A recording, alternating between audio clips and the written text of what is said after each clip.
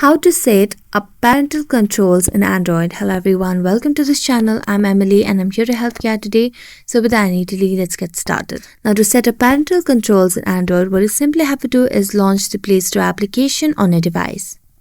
Now make sure that you're logged into your account over here. Then tap on your profile at the top right corner of the screen. As you tap on that, you can see the option of settings. So tap on settings over here.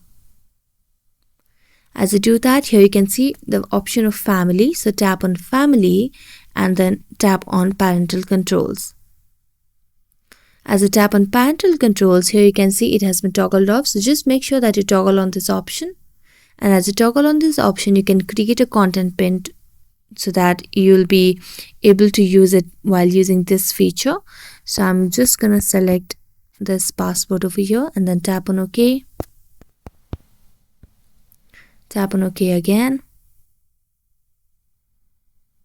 And as you do that, you will be able to toggle on the parental controls on your device. So thank you so much for watching this video. See you next time.